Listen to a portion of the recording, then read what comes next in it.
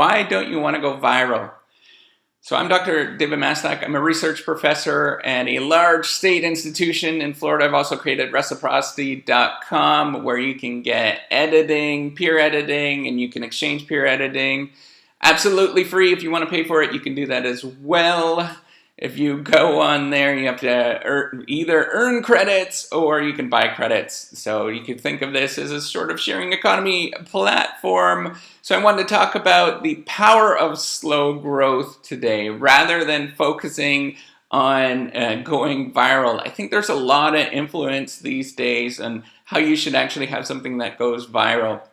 Think about all the stuff that happens within Silicon Valley, within videos, for example, with anything that's done online. It's very easy to go viral. So what is going viral? What does that mean? Well, going viral means that in a very, very short period of time, you get a large adoption or diffusion of a particular endeavor that you've been working on. So for example, it could be a video that goes viral, software that goes viral and quickly gets adopted very, very quickly, in the sense that you have what is called 10x explosion. So that the magnitude of the people that are adopting very, very quickly.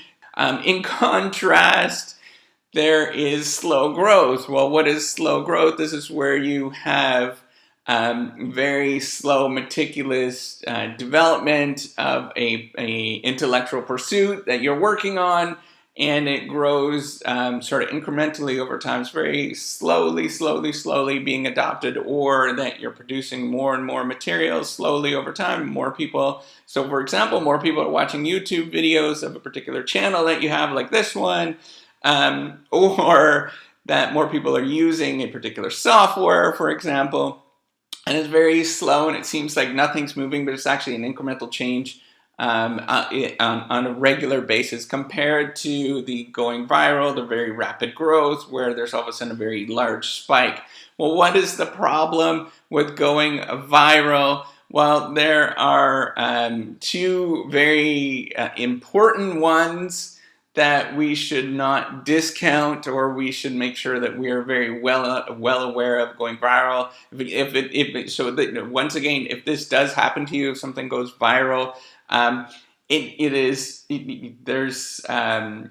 is probably not the right video for you, but this is probably more about giving encouragement for those people that are trying to do the slow growth thing, and then they are looking around and everybody's saying, well, maybe something should go viral, or how to grow your whatever and get thousands of subscribers, or working on instantaneously within a week. Well, first of all, that is an extremely rare event, right? So we talk about this. So I'm a researcher on learning, and I also study rare events.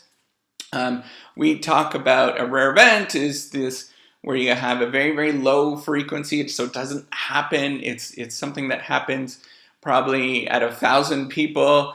You might only get, or let's say probably over 10,000 people that are producing content. There's usually only one person that will actually experience a viral event. So it's very, very rare, but then there's the viral event has, a large spike. So you have a large high impact. So it's very low frequency, high impact events. We think of these rare events like this in terms of catastrophic disasters, for example. That's on the negative side, where we think of catastrophic disasters where you have a plane crash or you have a natural disaster, but they also happen on the positive side, where you have this sort of going viral moments where something just explodes for no reason, or it appears that there's no reason. So why do things go viral? The reason why things go viral is you have positive feedback loops, where people are feeding in, particularly if you have an audience, they start sharing, and those people start sharing, and those people start sharing, and those people start sharing, and pretty soon you have something that quickly gets adopted very, very quickly, and these things tend to happen. So the first problem of why it is problematic to actually go viral on the positive side. So if you think about things that just explode, for example, it creates very, very high demands on a particular system that you're building. So if it's a software company that you are building, or if you're trying to build YouTube videos and build, a library of YouTube videos, probably not so much on the content producer, but on Google's side, or if you're a software company, it creates these what are called power surges, right? So you might have heard of power surge in electrical power grid.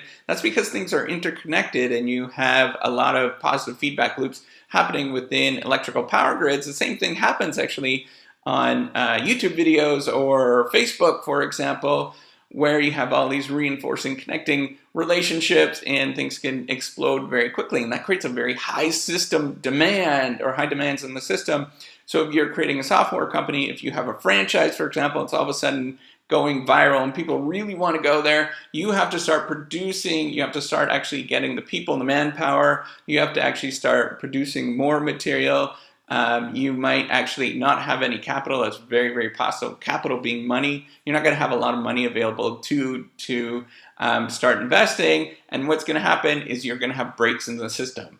And that's what you don't want. That's what happens when you get a power failure or a power surge on an electrical grid, is that you get a break on the system and you can't meet your demand.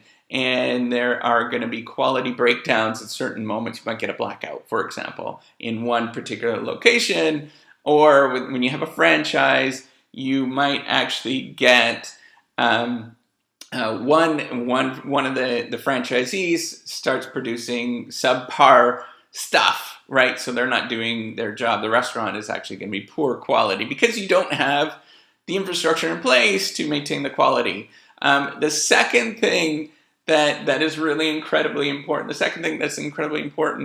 why you don't want things to go viral, is because it is sensitive, or it may be caused from chance events or luck. So there's lots of moments where all of a sudden something might just happen, might just click, and lots of people start sharing a particular Facebook post or something like that, right? That it's very easy to go viral, and there's no reason why that actually happens other than it's just a chance event. Something just happened in the blogosphere, for example, and people start picking up on the one thing that you're writing about. Maybe that there was a major content producer, somebody else, that looked at your material, found it one day, and all of a sudden said, "Wow, this is incredible," and started promoting it. This is what happened to Khan Academy. And Bill Gates started talking about Khan Academy. I believe that's a story. And he started watching these videos from Sal Khan, and he started investing in it. He thought it was really cool. And then it exploded very, very quickly. So the things that you don't want to do, so if you're trying to build content over time, you want to build a long-standing business, or say you're creating a blog, is you want to focus on building the slow growth. And there's actually a lot of there's a couple of reasons why you want to do this. If we think in terms of, so I study how people learn from these rare events, and I study how organizations form over time. What you want to do is focus on the slow growth, where you're continuously, incrementally getting better over time. These chance events, they create moments where you're going to learn spurious causes.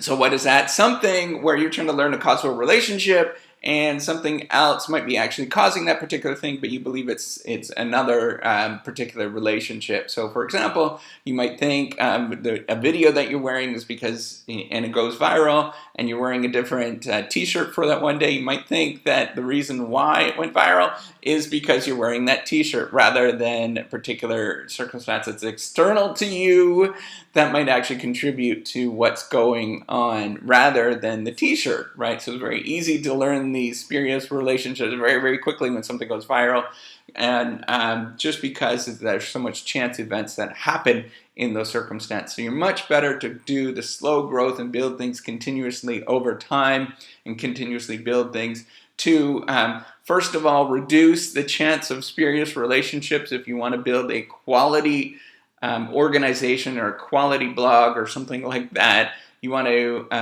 focus on building content repeatedly for a long, long period of time. And as well as you want to focus on continuously producing to make sure that you don't have high demands on the system, rather than trying to target viral videos or try to get things that go viral. That's usually very, very difficult to do, to target those particular events.